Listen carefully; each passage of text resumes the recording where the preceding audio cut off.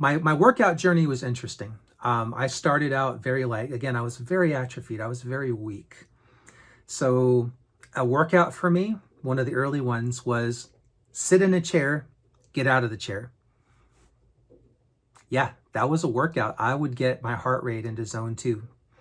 Sit down, stand up, sit down, stand up, sit down, stand up. After about 10 of those, my back's hurting, my legs are hurting, I'm winded. But that's how bad things were. I would do my dumbbell curls on the edge of my bed and just kind of lay my arm on the edge, and then curl up.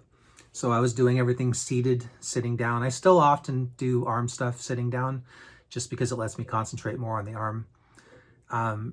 But it was very simple exercises. That stool that I used to use to carry around the house for chores, it's one of those swivel type, so it can go up or down. And one of the things I would do is I would swivel it down closer to the floor, so it was harder for me to sit down and get up out of it. So I would increase the difficulty level of that one. When I first started doing squats, again, massive fear of being stuck on the floor, massive fear of falling. I was afraid that I might go down for a squat and not be able to push back up, and then I was going to be trapped on the floor again, like that horrible night that I had nightmares about for years. So I had a safety stool. I would put it as low as it could go, but it was under my butt. And if I couldn't push back up, I could have a place to sit down to get my strength back to try again. Little things you do like that, when you live by yourself and you have to self-spot. Speaking of spotting, I have an Olympic bar and I have 45-pound plates and stuff for it. I have a bench. It's up in my attic where I can't get to it. And that would not be great for me, again, living alone, trying to do everything to failure, to have an Olympic bar. Then I die. So dumbbells. Dumbbells are freaking awesome. These are just little 5-pound guys that I use for like my tennis elbow type stuff. When I need something gentle, I keep these 2 in my office. I'll just, mess around with it, do wrist stuff like that while I'm watching YouTube videos. But I have 5 pounds, 10 pound, 20, 30, 45, and 60-pound dumbbells. I also have a 45-pound kettlebell. Kettlebells are awesome. You can do these things called kettlebell swings. Kettlebell swings are hard, but like it is a good workout. The nice thing about dumbbells is that there's no bar to go across your neck. I didn't use my bench when I first started doing it. If I was going to do like a bench press type of move, I would lay on my bed. I lay on my bed. Now, you can't get your arms all the way back when you've got a bed under you, but my butt is pretty big, and I'm fat back there, so I can get my elbows down pretty far, even laying on a bed. And it beat the hell out of doing nothing. So I would do bench using the dumbbells. I would do like overhead press, like military press, seated upright. I would do dumbbell curls. I would lay on the bed and I would do like the butterflies, like this type of stuff. Leg stuff, pretty much only squats. Looking and listening to the power lifters, like I realized that if I wanted to get big muscles, I didn't need to work out like this little muscle in my shoulder that makes my arm go up. I needed to work the biggest muscles in the body. And that's going to be your quads, your glutes. That's going to be your shoulders and your chest. So to that end, bench press, deadlifts, squats. Those 3 exercises will work the biggest muscles in the body, and it works the most muscles at the same time. So those became my go-tos. Now, deadlifts were hard because the highest that I had was the 60-pound dumbbells, and I didn't get those until July. Might have been August. So deadlifts were off the table for the longest time. I could use the lower weight without more reps, to make up for volume what I lacked in weight, but it was a pain in the butt. I now have an Olympic curling bar, and that thing's amazing. I can load that up with 160 pounds. And I can farmer carry that thing around the house one-handed. And let me tell you what, when you got 160 pounds pulling you to one side and you don't have weight on the other side to counteract it, you have to use your core to keep yourself upright from falling over. To that extent, I've also worked my forearms a lot. Like this is one of those areas where I see the most development. Like when I stretch out and I yawn and I stretch my arms out in front of me, I almost don't recognize what's going on. Like the way the muscles move and everything, like these don't look like my forearms. My forearms are fat, like they're, but I've got all this muscle now and it feels good. It's nice to be strong. And you need that forearm strength when you're trying to one-handed carry 160 pounds, you know what I mean? I had some really bad tennis elbow problems there for a bit. So I started doing these wrist and forearm exercises to recover from that. And I just kind of kept going. Anyway, speaking of working out, I mentioned before that I like to work things into my daily routine. I will often be lifting weights or using my wrist roller. It's a forearm exerciser, or my grip strength trainer while I'm watching YouTube videos or doing other things. I'll do something stupid like put a 30-pound dumbbell next to my chair while I'm gaming. And every time I die, I'll do, some quick sets or whatever, and then respawn and then go play again. And I'll do these little games with myself, like to just work it into my daily life and also to motivate myself. I started losing weight on this diet immediately. I feel like my body works well on protein, and having a high protein diet, low carbohydrate and low fat, it helped me gain muscle mass quickly. I was doing curls with 20-pound dumbbells in June, and I was doing them with 45-pound dumbbells by December. I'm making a rough estimate here, but I'm guessing that I put on anywhere from 12 to 16 pounds of muscle last year. And it definitely made a difference. I was struggling to lose weight on 1,600 calories a day back in May. By December, I was eating 2,900 calories a day, and I still lost 2 pounds. December was a weird one. I set a goal for myself to be under 560 by Thanksgiving.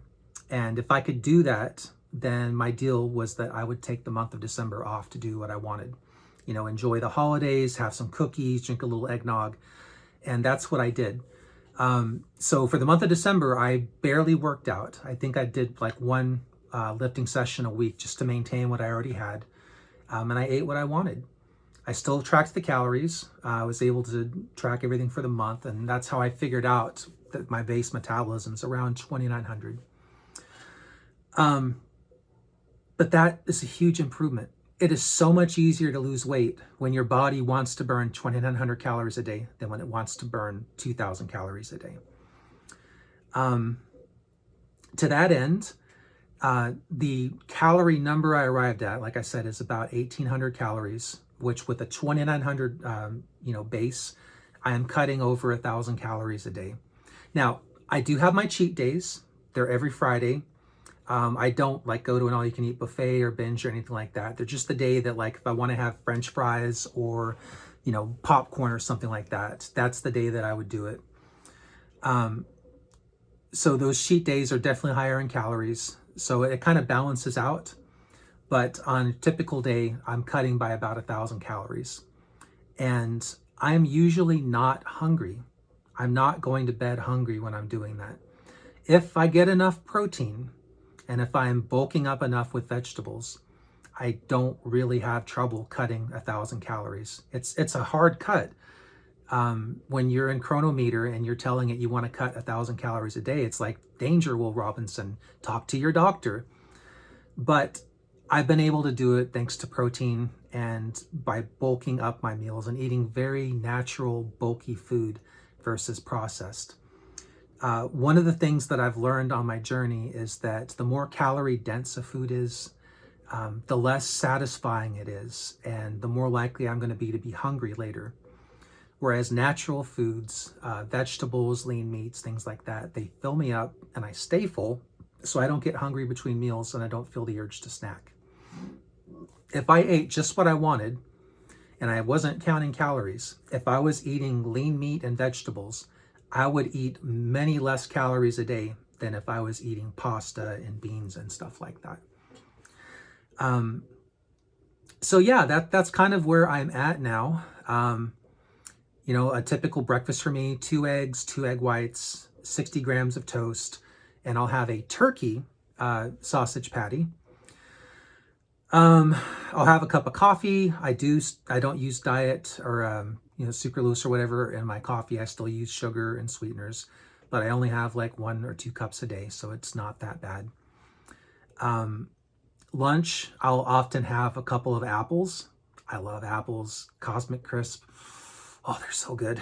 But yeah, I'll have a couple of apples, or my new thing is I've been making these smoothies, which are really awesome, using frozen fruit. It's almost like a sorbet or like a frozen yogurt. They're really good. You know, dinner, I have been doing like a lot of lentil dal, which is like this Indian dish. It's fairly high in fat.